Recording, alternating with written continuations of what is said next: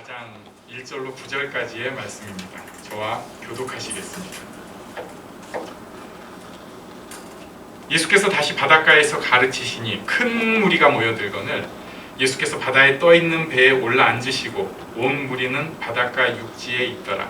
예수께서 여러 가지를 우리로 가르치시니 그 가르치시는 중에 그들에게 이르시되 들으라, 씨를 뿌리는 자가 뿌리러 나가서 뿌릴 때 더러운 길가에 떨어지네 새들이 와서 더러는 흙이 얕은 돌밭에 떨어짐에 흙이 깊지 아니함으로 곧 싹이 나오나 해가 굳은 후에 타서 뿌리가 없어서 말라보고 더러는 가시떨기에 떨어짐에 가시가 자라 기운을 막음으로 결실하지 못하였고 더러는 좁은 땅에 떨어지네 다 무성하여 결실하였으니 30배나 60배나 100배가 되었느니라 하시고 함께 있습니다. 또 이르시되 들을 귀 있는 자는 들으라 하시니라. 아멘. 1절 말씀에 보니까 예수님께서 다시 바닷가로 가셨습니다. 3장에서는 회당에 가셨다가 바닷가에 가셨다가 산에 올라가셨다가 마지막에는 집에 들어가셔가지고 거기서 가족에 대해서 주 안에 하나님 나라에 같이 함께하는 가족에 대해서 지난주에 말씀을 하셨는데 4장에서는 다시 바다로 나가셨습니다. 여기 1절에 보면은 큰 무리가 모여들었다고 하는데 이 큰 무리는 최상급의 큰 무리입니다. 그러니까 진짜 많은 무리가 모여들었어요. 그래가지고 지금 예수님 사역이 얼마나 집중도가 있는가 이걸 보여주고 있는 상황입니다. 그런데 예수님께서 바다에 떠있는 배에 올라서 앉으셨다고 굳이 또 말씀하고 계세요. 우리나라 같으면은 서서 가르쳐죠. 그리고 서서 가르치는 게 저의 경우는 제가 집중력이 더 있더라고요. 아직도 앉아서 하는 게 좀 덜 익숙해요. 그게 좀 그렇더라고요. 어느 나라 가가지고 신학교 강의를 할 때 제가 6일 동안 하루에 10시간 정도씩 서서 강의를 한 적이 있어요. 그러니까 5일은 서서 10시간 정도 됐고 하루는 한 6시간 한 것 같아요. 아이고 뭐 무릎이 진짜 아파요. 무릎이. 그래가지고 제가 그 다음에 뭐 발도 너무 힘들고 그래서 지압 그 나무로 된 거 있잖아요. 나무로 된 거 그 슬리퍼를 가져가가지고 가서 서 있으니까 발바닥이 얼마나 아픈지 무릎이 덜 아프더라고요. 거의 신경이 쓰여가지고 뭐 이렇게 막 강의를 한 적도 있어요. 근데 그 다음에 가서 또 막 또 서서 막 하려고 했는데 보니까 통역하시는 분이 좀 많이 힘들어하셔요. 그래가지고 그때부터 좀 앉아서 했거든요.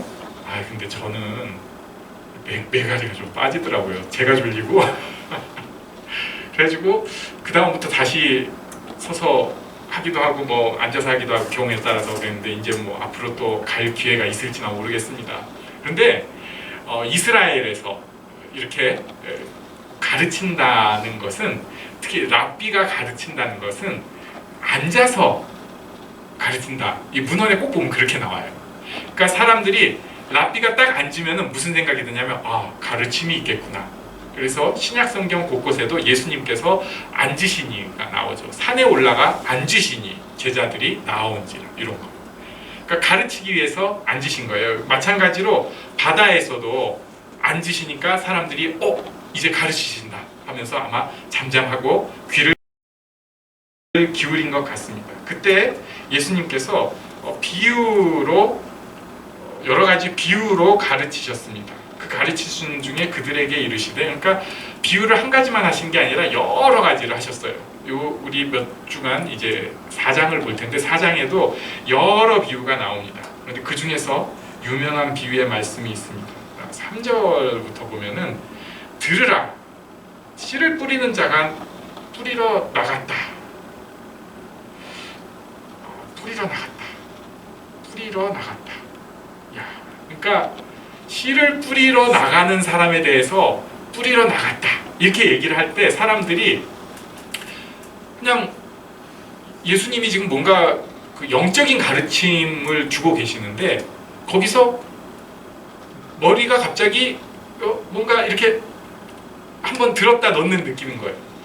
바다잖아요. 또 여기서 보통 예화를 들면 저 같아도 물고기라든지 어부 이런 것을 할 것 같은데, 들으라, 씨를 뿌리는 자가 뿌리러 나가서, 이렇게 말씀을 하시니까 굉장히 좀 색다른 그런 감정을 가졌을 걸로 추측을 할 수 있습니다. 4절에 보니까 처음에는 길가에 떨어졌습니다. 새들이 딱딱한 길 위에 떨어진 씨앗을 바로 와서 먹어버렸습니다. 두 번째 5절에는 흙이 얕은 돌밭에 떨어졌어요. 그래서 싹이 나긴 했는데 6절에 아주 얕은 뿌리에 강한 햇살 막 뿌려지니까 말라버렸습니다. 세 번째는 7절 가시떨기에 떨어졌습니다. 여기는 땅은 좀 괜찮은 것 같았어요. 그런데 내가 이만큼 자라면 가시떨기는 더 많이 자라버리는 것이죠. 그래서 웬만큼 컸는데 가시에 막혀서 결실할 정도로 자라지는 못했습니다. 마지막 네 번째는 8절, 우리 8절은 같이 읽어볼까요? 8절 시작. 더러는 좋은 땅에 떨어짐에 자라 무성하여 결실하였으니 30배나 60배나 100배가 되었느니라 하시고. 아멘. 좋은 땅에 떨어졌습니다. 햇살을 받으니까 쑥쑥 자랍니다. 햇살을 받으면 돌짝밭은 말라 죽잖아요. 근데 여기 좋은 땅에 떨어지니까 햇살을 받으니까 쑥쑥 잘 자랍니다. 결국은 열매, 곡식을 내었습니다. 그것도 30배, 60배, 100배. 이것은 실제 수치적인 것도 있지만 완벽한 결실을 얻었습니다. 씨앗은 같습니다. 그런데 땅에 따라서 못 자라느냐, 잘 자라느냐, 결실을 맺느냐, 못 맺느냐로 나눠집니다. 오늘 우리는 이 본문에서 누구나 알 수 있는 것, 물론 그 속에 숨은 뜻은 우리가 다음 주에 볼 거예요. 그런데 본문 내 비유를 통해서 누구나 알 수 있는 것 몇 가지를 좀 생각해 보려고 합니다. 첫 번째는 씨앗을 뿌린다고 해서 다 잘 자라는 것은 아닙니다. 실패가 있습니다. 실패가 있고요. 슬럼프도 있습니다. 이런 게 우리가 두렵죠. 당연히 실패는 두렵죠. 하지만 두려워할 필요가 없습니다. 두렵지만 두려워할 필요가 없습니다. 왜냐하면 그 실패 속에 하나님의 역사가 있기 때문에 그래요. 자, 그런데 이런 건 좀 나요. 외부의 환경 때문에 실패하는 건 그래도 안 좋지만 그래도 좀 나요. 자기가 잘못하는 경우가 있습니다. 요게 진짜 힘들어요. 좀 심하게 보면 알코올 중독 같은 거, 또는 사소하게 나를 사로잡고 있는 중독들이 있습니다. 내 삶을 망가뜨리고 가족을 망가뜨리고 신앙생활도 망가뜨려 버려요. 자괴감 생깁니다. 그래도 이 일들을 통해서 귀한 일을 이루어 가시는 하나님을 보아야 합니다. 우리가 이럴 때 이 말씀을 한번 외워야겠죠. 로마서 8장 28절 말씀. 우리가 알거니 시작. 우리가 알거니와 하나님을 사랑하는 자 곧 그의 뜻대로 부르심을 입은 자들에게는 모든 것이 합력하여 선을 이루느니라. 아멘. 도저히 이해가 안 돼요. 어떻게 모든 것이 합력하여 선을 이루죠? 우리는 그런 거 이해가 안 돼요. 지저분한 건 빼야죠. 실패는 빼야죠. 그리고 나서 잘한 것 가지고 쫙 올려야지 이게 성공이고 선을 이루는 것이지, 어떻게 모든 것이라는 표현을 해요. 그게 인간과 하나님의 차이입니다. 인간은 고작 할 수 있는 게 뭐냐면 제일 잘하는 거 뽑아가지고 그걸로 어떻게 뭐라도 해보려고 해요. 그게 인간의 한계예요. 근데 하나님은 실패, 자기가 자폭, 이런 것까지도 합력하여서 선을 이루십니다. 그래서 모든 것이라고 표현을 하고 있습니다. 모든 것을 합력해서 플러스 야, 넌 빠져. 그건 내 인생의 마이너스예요. 이건 우리 생각이고요. 하나님은 다 모아가지고 합력해서 선을 이루십니다. 그러니까 뭐 요새 무슨 뭐 슈퍼컴퓨터 이런 얘기를 하는데 그런 레벨이 아닌 거죠. 왜냐하면 내 인생만 해도 이게 합해서 선을 이룬다는 게 무지막지하게 복잡하거든요. 근데 이게 좀 크게 보세요.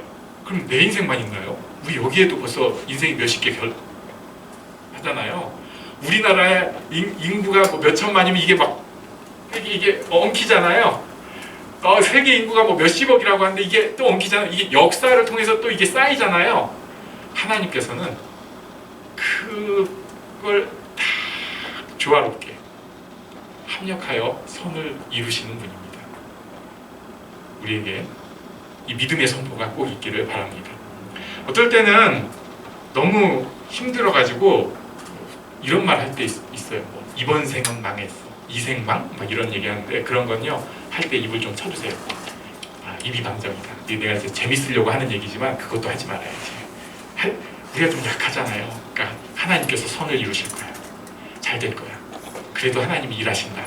이런 것이 자꾸 입에서 나오는 모습이 있어야 합니다.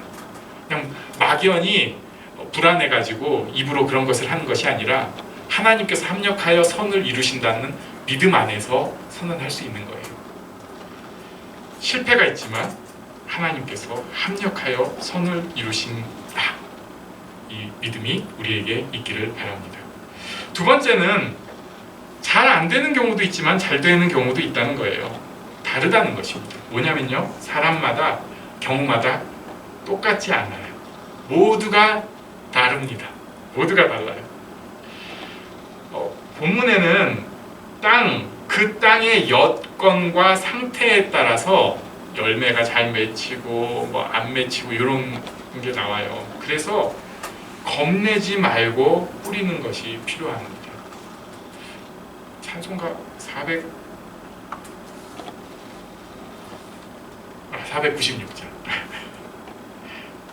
씨를 뿌릴 때 나지 아니할까 슬퍼하며 심히 애탈지라도, 여기 있거든요. 또 비가 오는 것과 바람 부는 것을 겁을 내지 말고 뿌려봅시다. 달라요. 당시 이스라엘의 농사 스타일은 우리하고는 좀 많이 달라요. 우리는 준비 다 해놔요. 고랑 다 파놓고 심지어 옆에다가 비닐까지 다 준비해놓고, 그리고 나서 또 특히 벼농사 같은 경우는 요새는 이제 밭도 그렇게 하는 경우가 많은데 모종을 다 준비를 해가지고 하나를 딱딱 제대로 이렇게 하는데, 이스라엘은 그런 스타일이 아니었다고 그래요. 그때 씨를 확 뿌린 다음에 그 다음에 밭을 한번 엎는 거예요. 별로 웃기죠? 그러니까 아마 땅이 굉장히 넓고 그래서 자기들 식으로 뭐 뭔가 더 좋으니까 이렇게 한 것 같아요. 씨를 뿌리고 나서 밭을 다 한번 엎는 거예요. 이렇게 밀고 가면서. 그래갖고 다 엎으니까, 그러니까 여기 본문에 우리가 이해 안 되는 거, 돌짝밭에 왜 뿌려요? 왜냐하면 하다가 돌 치우면 되거든요. 가시덤불이 있는데 그거 왜 해요? 한번 엎으면서 가시덤불 치울 수 있는 거거든요. 심지어 길가도 사람들이 밟아서 길된 것이라도 그걸 이렇게 다 한번 엎어버리면은 그때 당시는 이제 아마 소를 사용해서 이렇게 밀고 갔겠죠. 소가 멍에 쓰고 막 해가지고 했을 텐데, 여러 상황에 따라서 달라집니다. 세월이 지나면서도 달라집니다. 잘 안 되는 때도 있지만 잘 되는 때도 있어요. 그래서 우리가 자녀들에 대해서도 어렵지만 다 다르다는 거 기억해야 되고요. 교회에서도 우리 아이들에 대해서 별놈이 다 있어요. 또 이렇게 무슨 소식 들으면은 제가 가슴이 덜컹해가지고 아이고 주여 이럴 때가 있어요, 사실. 근데 그럴 때도 있다. 그게 끝이 아니다. 그럴 때가 있다. 이렇게 믿음으로 기도하는 것이 필요합니다. 다 달라요. 때마다 다르고요. 잘 되는 때가 있고 안 되는 때가 있고, 그런 놈도 있고 저런 놈도 있고. 자, 그러나 중요한 것, 마지막 세 번째, 이 비유의 핵심은 결국은 30배, 60배, 100배의 결실을 맺는다는 것입니다. 그냥 결실이 아니라 우리는 2배 남기면 되게 성공한 건데 30배, 60배, 100배 완벽한 결실을 맺는다는 거예요. 여기서 우리가 생각을 할 것은 이미 우리는 싹이 난 사람이라는 것입니다. 이미 우리는 뿌려진 복음이 결실을 맺어진 사람이라는 거예요. 물론 완성은 아니에요. 그래도 우리는 하나님 나라를 아는 마음을 가졌어요. 우리는 이것에 대해서 그냥 너무 아주 놀라운 일이에요. 하나님 나라를 알고 사랑하는 마음을 가졌다는 게 이미 성경의 표현대로 하면 결실을 맺어버린 거예요. 이해가 안 되지만 우리는 이미 30배, 60배, 100배의 결실이 이미 우리에게 있는 사람이에요. 못 믿으시네요. 사는 게 하도 좀 엉망이다 보니까, 힘들다 보니까 인정이 안 돼요. 하지만 예수를 주라고 고백한 그 사람들은 이미 그 속에서 복음이 싹이 트고 나와가지고 자라가지고 예수를 주라 고백하는 결실을 맺은 것입니다. 완성은 아니에요. 하지만 분명히 이미 결실을 맺은 사람들이에요. 그래서 이해가 안 되지만 하나님 앞에 좀 가고 싶은 마음이 있어요. 하나님에 대해서 좀 듣고 싶은 마음이 있고요. 하나님에 대해서 헌신하는 마음이 있습니다. 물론 헤맬 때도 있고요. 요건 다음 주에 중점적으로 볼 거예요. 확실한 것은 이미 복음을 받아들이고 놀랍게도 이 복음이 우리 안에서 이미 결실한 것입니다. 신기한 일이에요. 하나님이랑 소통하는 축복을 주셨습니다. 그렇기 때문에 마지막에 9절에 우리에게 중요한 말씀을 선포하고 계시네요. 우리 같이 읽겠습니다. 9절 시작.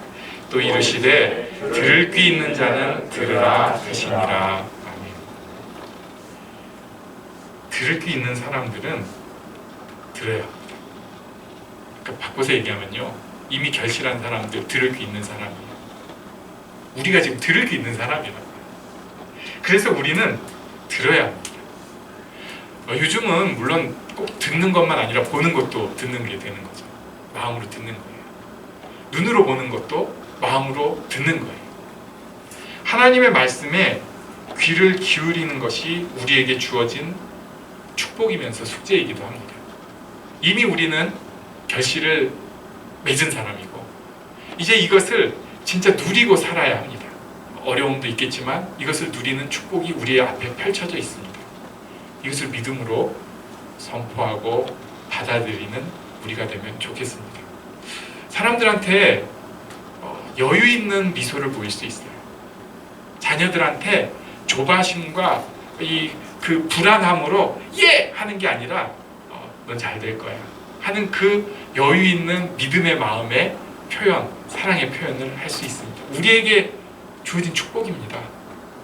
그래서 누리고 선포하고 말씀을 들음으로써 또 새롭게 되어서 하나님 앞에 이 축복이 더욱더 견고하고 확실해지고 드러나는 이런 모습이 우리 모두에게 있기를